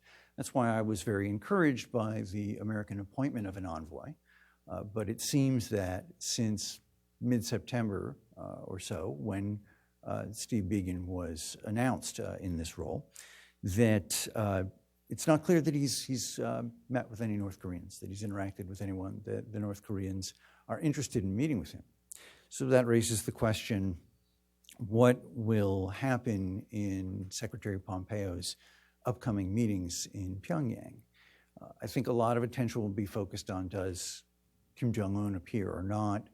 That's interesting, but what's more important is what this meeting leads to. Does it lead to the establishment of ongoing, sustained working level talks toward reaching an agreement that would be led at the envoy level or something equivalent? Or does it simply pave the way for a second summit meeting, perhaps without even much of an agenda? You'll probably guess I don't think the latter would be terribly constructive, whereas the former would be constructive, but we'd have to be patient. It will take time to reach any kind of an agreement, at which point I think it would be appropriate to talk about verification. It just strikes me that it's too soon. If you consider what has been done so far, verification is fairly worth discussing. In April, Kim Jong-un unilaterally declared that there would be no more nuclear tests and no long-range missile tests. Those are very easy to verify by virtue of the investments that the United States and the international community have made over decades in verifying, in doing nuclear test monitoring, and also in creating a space-based architecture to monitor for ballistic missile launches. So that's taken care of. Then there are the unilateral commitments that Kim Jong-un has made to dismantle a static engine test stand, which came up earlier in the discussion. That structure is visible from space. So while apparently Kim Jong-un has offered to complete its dismantlement with international observers present, that strikes me as a dog and pony show. You can look in any commercial space imagery service, you'll be able to see if the structure is present or not. You don't need boots on the ground for that. There's also been this offer emerging from the latest Inter-Korean summit. There's been an offer to dismantle the launch pad at the main space launch site. It's not clear what launch pad means. Does that mean just the piece of concrete that the rocket stands on next to the launch tower? Does it mean the whole site? Inquiring minds want to know, as the saying goes. It's really unclear what this commitment amounts to. But again, these are outdoor structures for the most part. It won't be hard to verify from space. Then there is this dangling of the Yongbyon complex, and that's different. Not only is there no agreement there, there's not even a unilateral commitment. Everything has been hedged, presented conditionally. If the United States does enough, then North Korea might do things such as permanently shutting down the Yongbyon nuclear complex. So that would probably require a presence on the ground, but that's something that, generally speaking, we know how to do. The Iaea has had a standing presence at Yongbyon before in better times for these on and off again negotiations over the decades. We kind of know how to do this. I know there have been tensions and problems, and sometimes the United States has had to take the lead with the Iaea tagging along, but I think those details can be worked out. From a technical perspective, there's not any insurmountable challenges, I would imagine. But from this broader perspective, I think that the demands for a full declaration, in a way, are really, I think, part of a debate about what we want from the North Koreans. What kind of an agreement would satisfy us, the United States? And there's not a lot of internal consensus here on that. Talk about having a complete and far-reaching agreement, that's I think is just a way of begging the question of what we're negotiating for. It shows you, though, that if that is the hard line in the United States, and I think it is, then Japanese concerns have largely been bypassed. There's no discussion of missiles. There's certainly nothing about biological or chemical weapons, which the Japanese Prime Minister has raised in his remarks on this issue. What also is missing from the picture so far is any reference to the space program. If North Korea is never going to flight test an ICBM again, the question arises, are they going to launch satellites with launchers that perhaps even look a lot like their ICBMs? Other than this reference to the launch pad at the Sohae site, which is very ambiguous, and it's only one of 2 launch sites they have, we haven't heard any even unilateral commitments about them from limiting their space program. Everyone noted correctly, who watched their September 9th parade, that there were no nuclear-capable missiles shown in the parade. But I went back yesterday just to get ready for this talk and watched the parade and noticed that after all the vehicles had gone by, they had thematic parade floats, expressing their vision for the future, their desire for economic and scientific progress, and one of them was space-themed, which suggests that they're not ready to let this issue go quite yet. And since they have never been willing to compromise this it's too much to say they've never been willing to compromise on space launch. That's not true. But we've never concluded an agreement with them on this point. That would be true. So what kind of approach should we take, assuming that a real negotiating process does get underway, which cannot be taken for granted? Nobu talked about arms control versus non-proliferation. I think there's a simpler way of saying it, which is managing the problem versus solving the problem. I'll be very brief about this. If you want all or nothing, and that is the approach that this administration generally has brought to this question, even the relaxation of the time constraint, I think, is a way of reinforcing we want to get everything. In other words, we'll be patient, we'll hold on to sanctions until North Korea gives us everything we want. If you insist on all or nothing, judging by what the North Koreans have said and done so far, I'd say that's a pretty good formula for nothing. Thank you.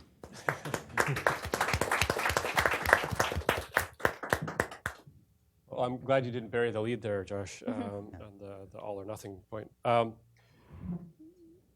So I'll bring questions in from the audience in a little bit, but I want to drill down first on the declaration for declaration point, because this has really been, I think, kind of asserted in the discourse here as this is how we're going to get into this negotiation.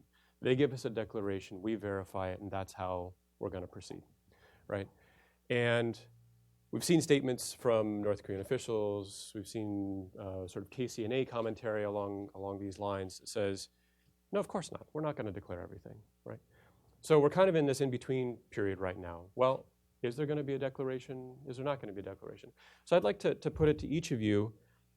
Let's assume there's not going to be a declaration for declaration, a full, final, complete, everything declaration. But imagine a process where they would give us a partial declaration of a facility that you could then begin to have some sort of monitoring process to build up the trust, to sort of create some early wins for this process, to establish a pattern of cooperation that then might lead to other things down the road. So first, can you imagine that, sort of setting aside the political acceptability of it here?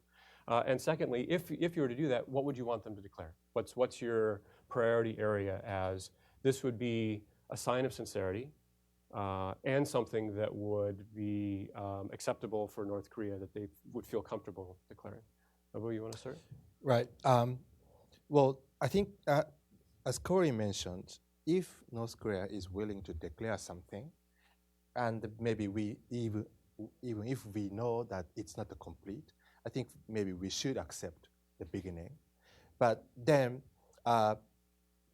if North Korea insists that is that final declaration, then that is not something that we can make a deal with.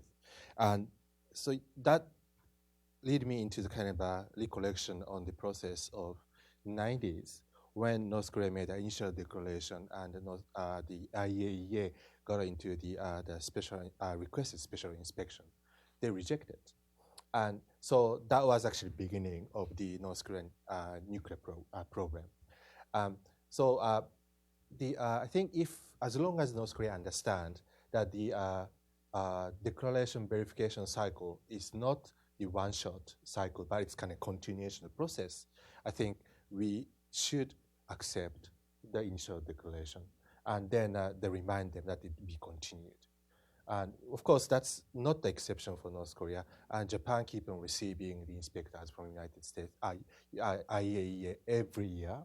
And so, and if there is a kind of unclear activities, then I think even Japan or any other countries are willing to accept kind of special inquiries and our responsibility to respond to that. So I think North Korea should understand that, and we have to keep on requesting that kind of standard procedure. But one thing, can I add one more thing? Well, but the problem is, North Korea so far has not mentioned IAEA even once in this series of dialogue.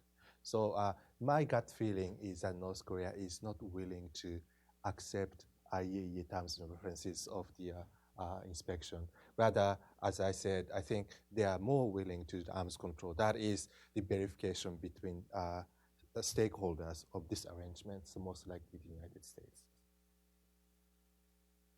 So I would say partial declarations are not acceptable. Full declarations of only a piece of the complex would be. And I make that distinction because I think a partial declaration indicates that you've defined a problem in a certain way, but you still have a fundamental lack of shared understanding about what you're talking about. So if you say, could I accept a partial declaration? If we said, all right, North Korea, you need to declare your entire fissile material production infrastructure, everything related to weaponization, everything related to missiles, everything related to chem, bio, cyber, you could scope it as large as you want. But in this case, let's just say a complete nuclear declaration. And they say, okay, and then they give a very spotty declaration. I don't think that's acceptable. And I don't mean that if they give what appears to be a broad declaration and through a verification process you identify, oh, we're missing a piece here, we're missing a piece there. That's the normal process. But where it's very clear that they've held back, then that's not acceptable. What I would find acceptable, though, for exactly your point on early wins, is if the negotiators define a scope of activity around which they can start to share information and say, okay, we will declare everything, at Yongbyon. That could be a start.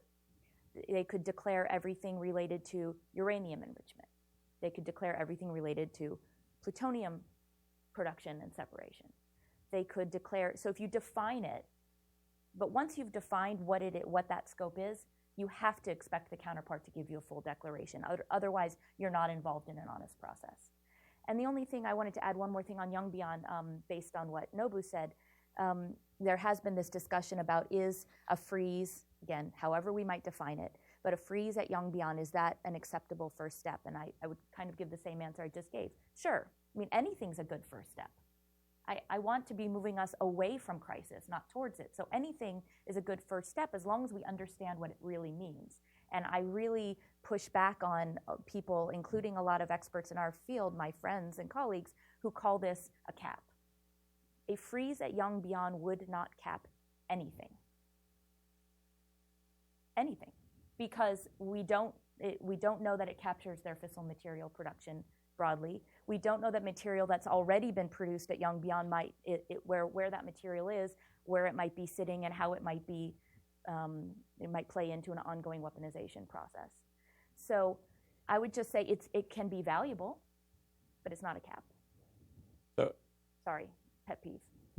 I think, Josh, let me put a question to you. I think there's a presumption here based on our historical experience that tends to place more value on fissile material as something that we should focus on early.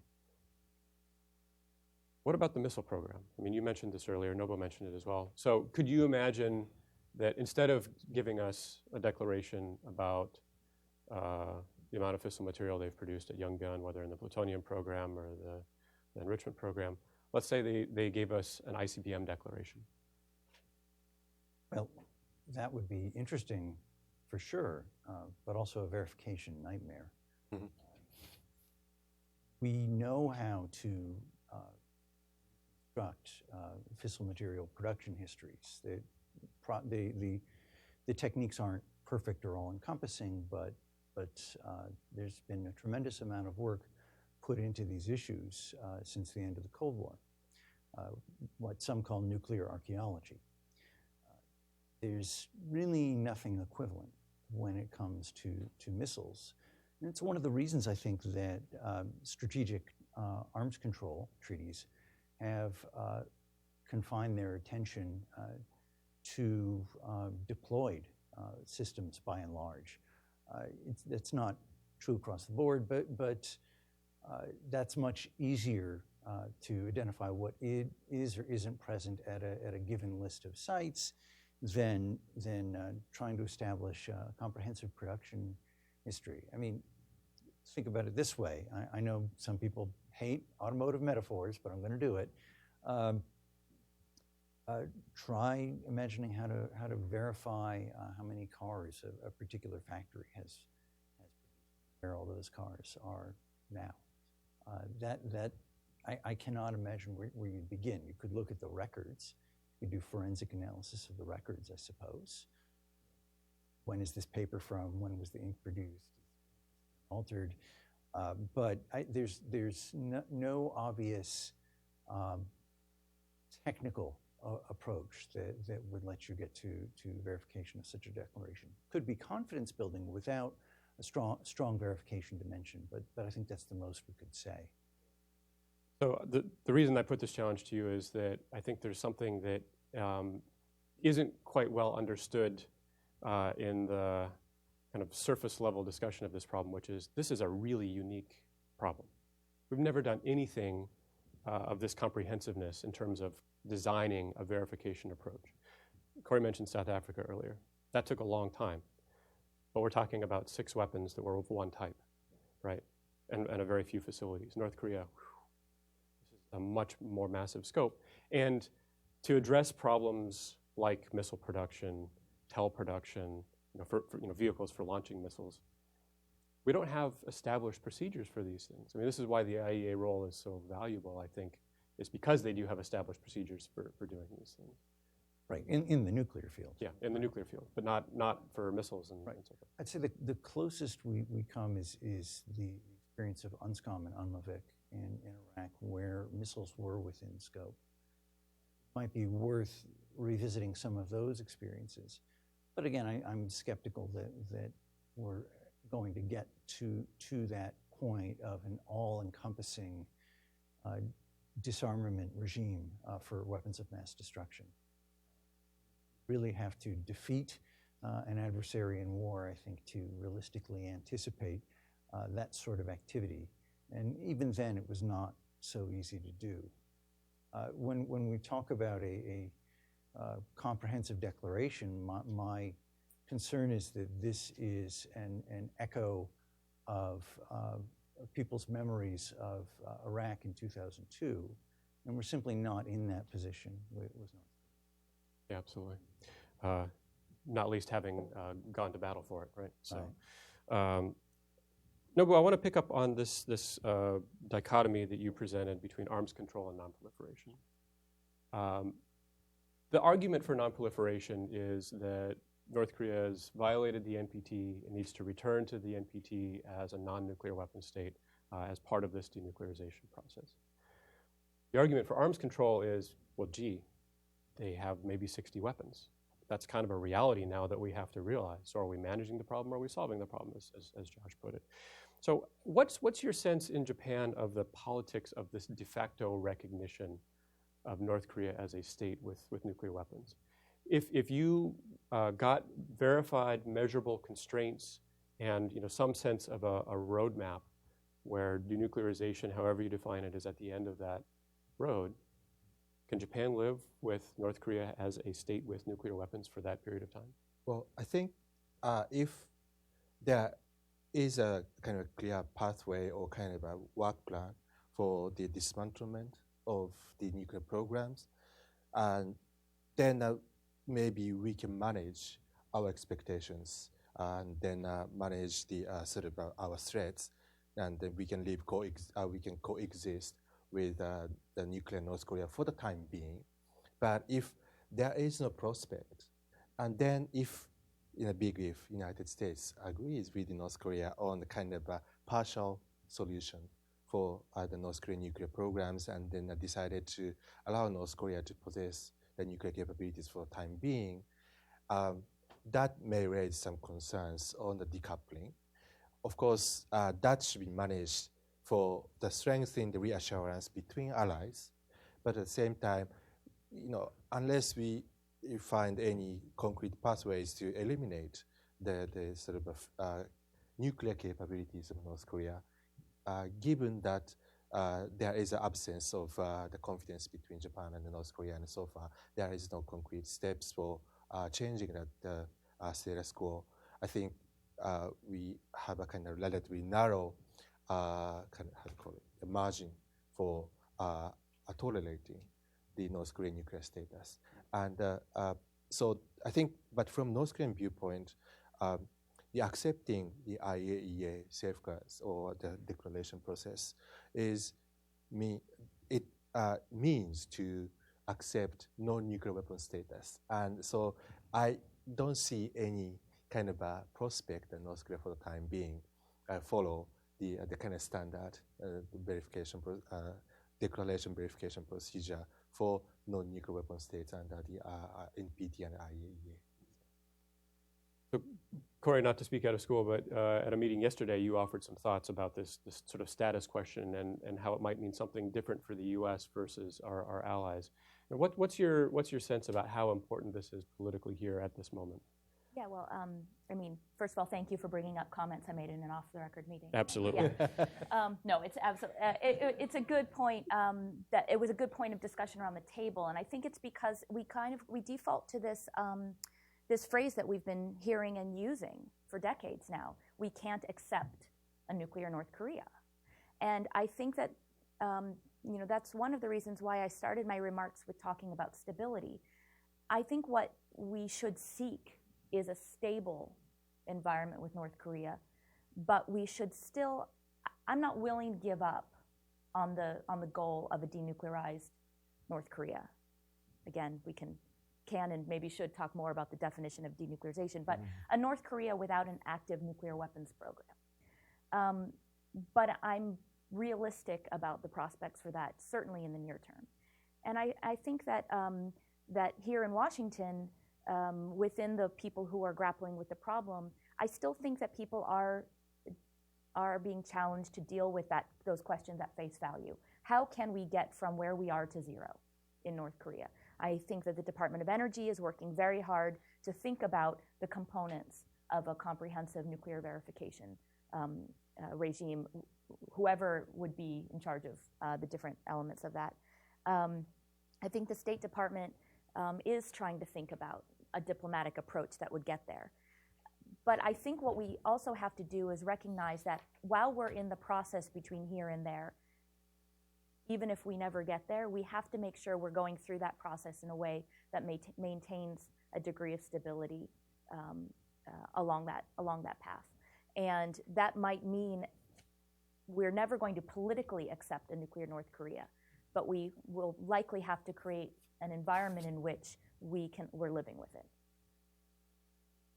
Josh, there's a prominent North Korean defector, Tae Young-ho, who's now living in Seoul, and he's been quite critical of the approach that the Moon administration has taken, including in a commentary today, which he said that accepting the North Korean approach that they have signposted in the Pyongyang Declaration is tantamount to salami slicing.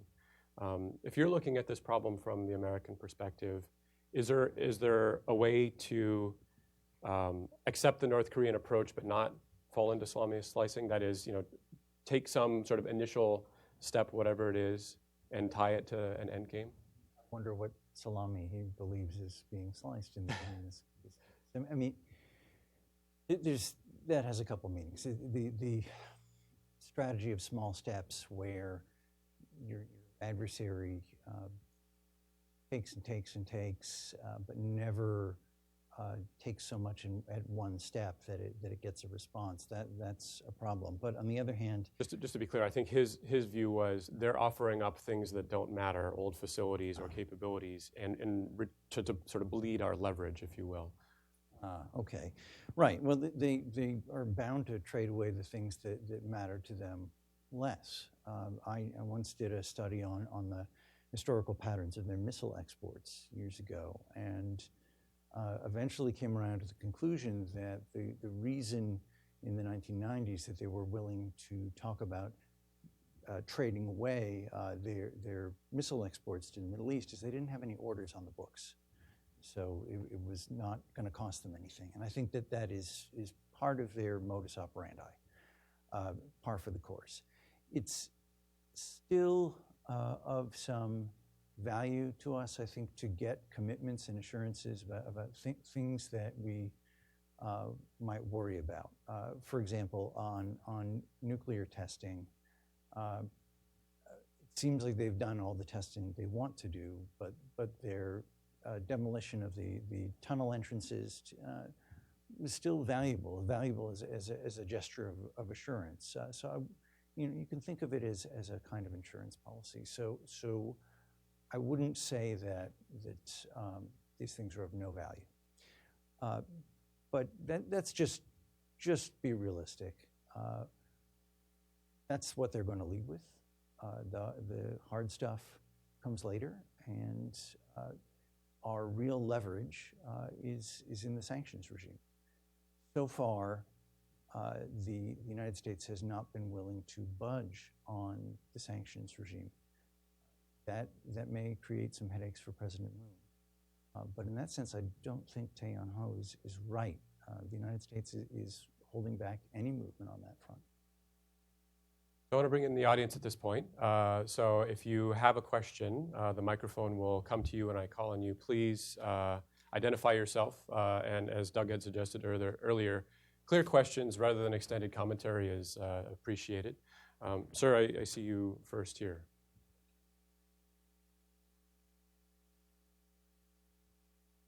Thank you. My name is Mitsuo Nakai, Reagan Foundation and Heritage Foundation. I have two questions. I was told that in order to denuke completely, it takes about 10 to 15 years. I'm talking about nuclear technology. Corey, maybe you can answer that. Number two, Nobu-san, South Korea is trying to make a complete peace with North Korea, as you know, and China seemed to be pulling strings behind the scenes.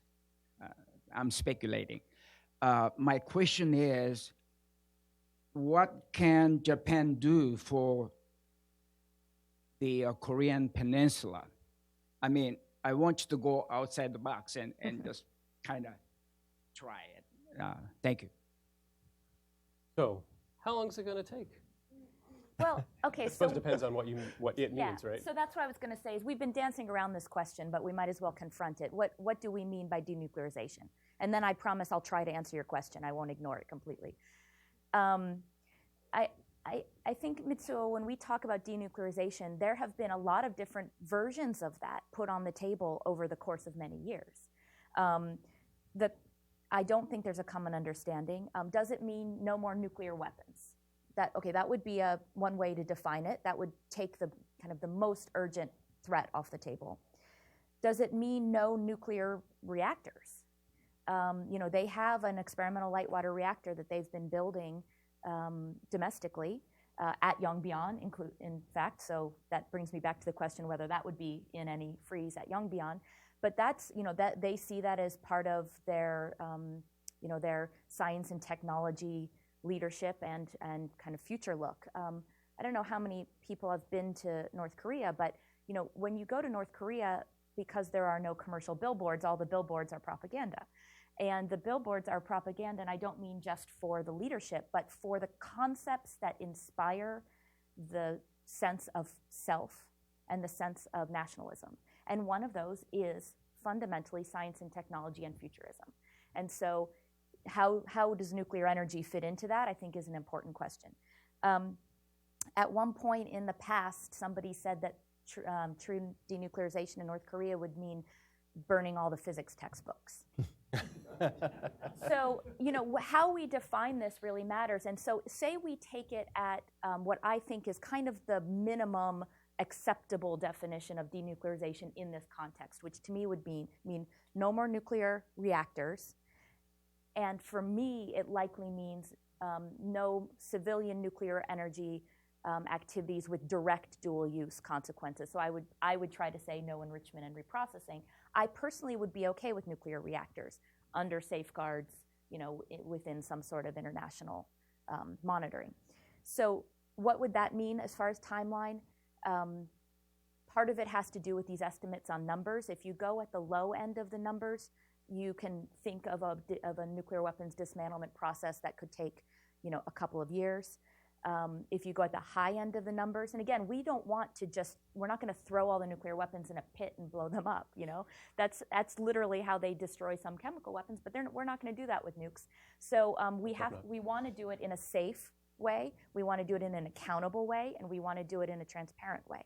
So that's going to take some time, and even in the United States, where we are processing nuclear weapons through a dismantlement process on a daily basis, there's a limit as to how many you can do per year. Again, those are advanced nuclear weapons. We're trying to preserve some of the components. So I'm not saying it's a direct analog, but it's only to say this isn't something you can just snap your fingers and do. If you're talking about bringing nuclear facilities, especially those that have operated and that therefore have some contamination, bringing those down to greenfield, true decommissioning and then down to greenfield, you're talking about decades. But we also know how to do that. That's something that we have that toolkit. Some have said the quickest version of denuclearization, my last point on the nuclear weapons, is to put them in an airplane and fly them out. I would just argue, and I'm looking at the only military commander I see in the room, I don't know any military commander from the US or any of the allies that would be willing to put North Korean nuclear weapons on their planes and fly them over their territory. That's just me. I can't imagine what the environmental impact statement of bringing North Korean nuclear weapons into the U.S. would look like. I mean, let's just talk bureaucracy. It's important. Yeah, it's true. Indeed. Josh, further on this point, we have other models to look to, and you've referred to Iraq, South Africa has come up. How do those experiences inform some concept of time in this regard? I'd say that if you really would like a point of comparison, try the Cooperative Threat Reduction Program in Russia and the other former Soviet republics. Now, the scale of the Soviet nuclear program is vast, and I'm sure it's much larger than anything North Korea will ever achieve.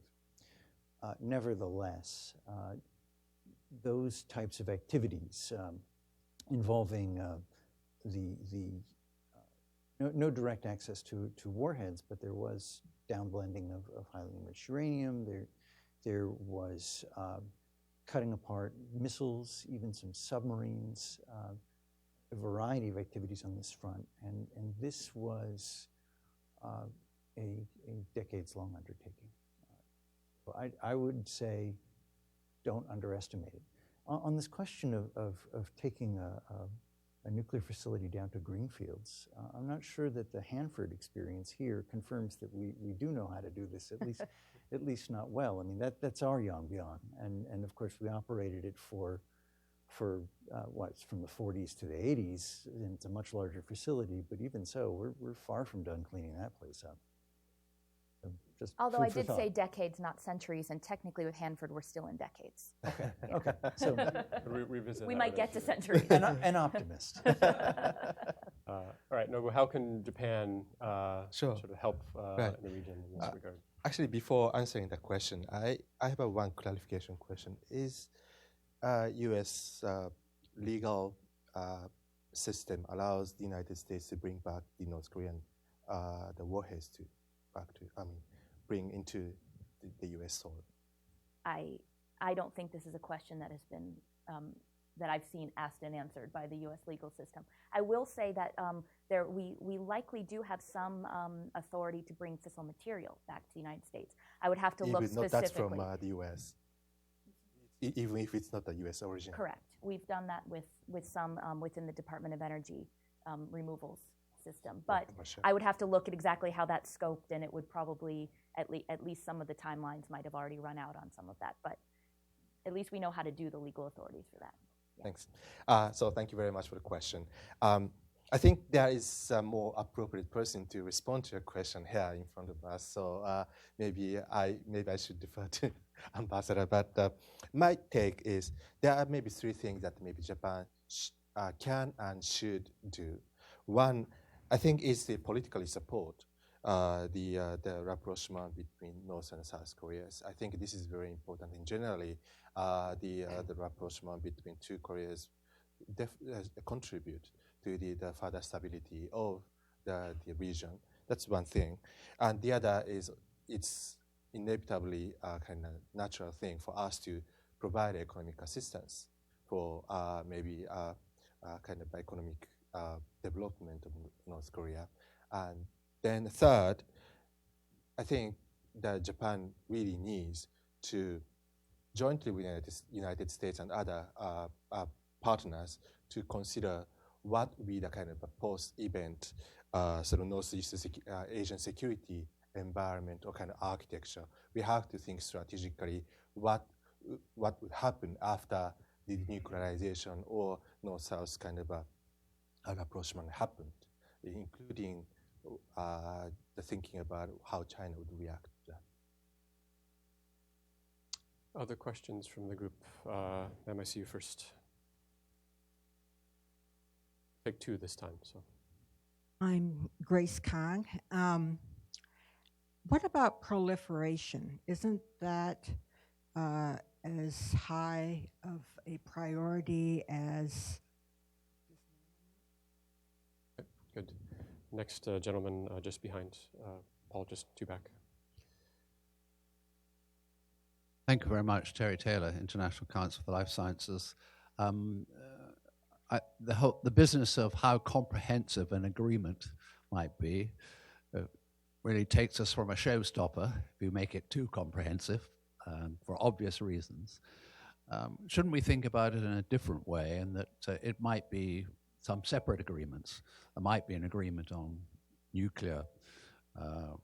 I'm avoiding using the word denuclearization, but on nuclear capabilities, along with the delivery means. I think it would be dangerous to not separate those two.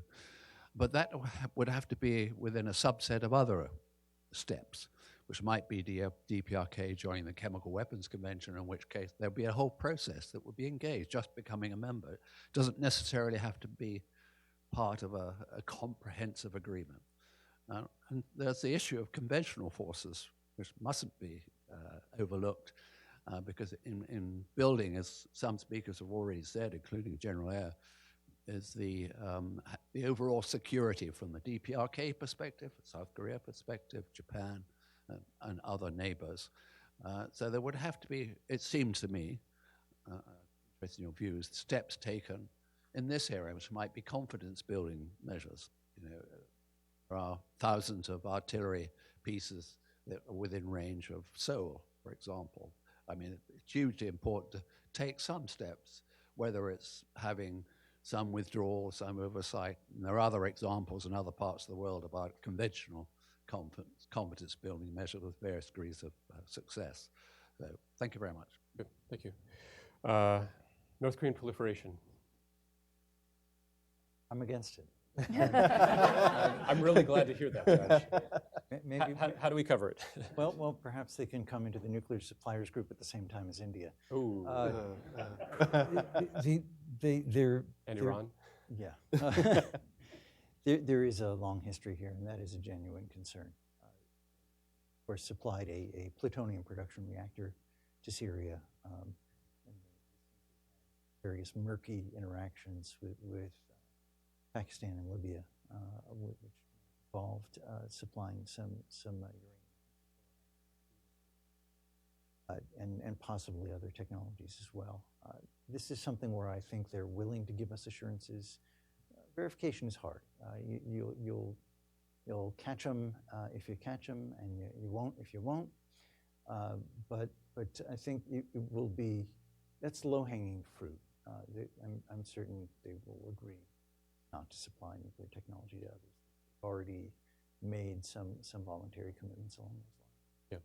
Yeah, and I think that the existing Security Council architecture creates opportunities, if there is some sort of nuclear agreement, to transition that to verifying that North Korea is complying with its obligations.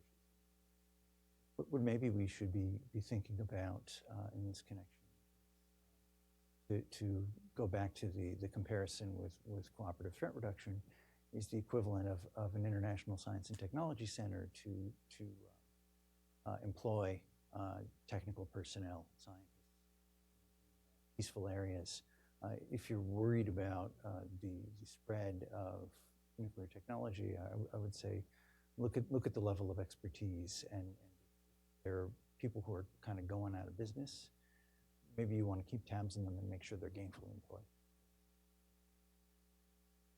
I think the another aspect of proliferation concern is that I hear some voices that if North Korea keep on possessing nuclear weapons, that may have an implication on Japan's choice on its nuclear options. But as far as I discussed with my colleagues in Japan within the security community, there is no strong voices about the Japan choosing the going nuclear. I must be clear here that it's a very minority view, and I'm confident the Japanese security community is rational enough not to choose the nuclear option, despite of the nuclear North Korea, though that it does not necessarily mean to endorse the option to allow North Korea to possess the nuclear weapon forever. And I think we have to be very clear to share the goal of the denuclearization, and we have to have a nuclear zero North Korea.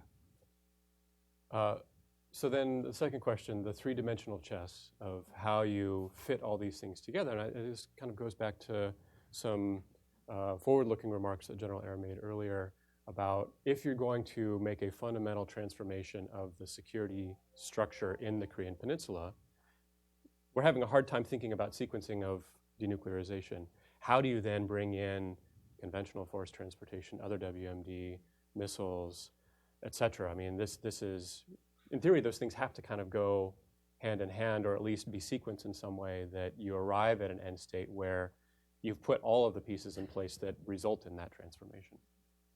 Yeah, and I would just say that I think that any country that's looking to deal with North Korea and address the challenges that it poses has to make its own strategic determination, and ideally we have a common view within the regional allies of what those priorities are.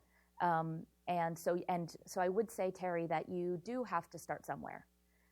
You have to. I think looking to have the one treaty that covers every concern we have with North Korea is, I mean, if there's one thing that's even more challenging than looking at complete denuclearization, it would be that. And we just can't, I don't think we should think about this in an all or nothing perspective. But what I think is important is putting these pieces together into an overall context of strategic objectives and looking at how they play off each other, looking at where we might be able to gain something. I mean, we might, even if they're not all within one umbrella, you still might be able to get something we want over here because there's something they want over there. That's the basic nature of thinking about, for example, the nuclear program and sanctions within the same breath. So I think it's the only way to go fundamentally. And then the real question is whether we can have some sort of, and to me, this is where it comes down, if we could have some sort of statement of that objective that is commonly understood with all of the relevant parties, including North Korea at the beginning, then it gives us a guide star. And I really think that if we just keep looking at piece by piece by piece without thinking about what that end goal is and having any common sense, common understanding with North Korea of the end point, then it risks kind of diverting off onto exit ramps consistently over time. So that's why I still hold on to denuclearization or removal of the nuclear weapons threat as being something important to hold on to, because it would be great if we could have some sort of statement of objective, even if it's something like Article 6 of the NPT. A lot of people would argue that there are a lot of countries that aren't working diligently enough towards complete nuclear disarmament in the context of general and complete disarmament. But it's still the goal. And every time we make policy and strategic decisions, we have to justify it against that goal. And I think that would be helpful. Well, I think that's actually a really good transition point for the next panel, which will look at pros and cons of these various options in a regional context. So please stick around for that. We'll take a 15-minute break to reset. Please join me in thanking our panelists.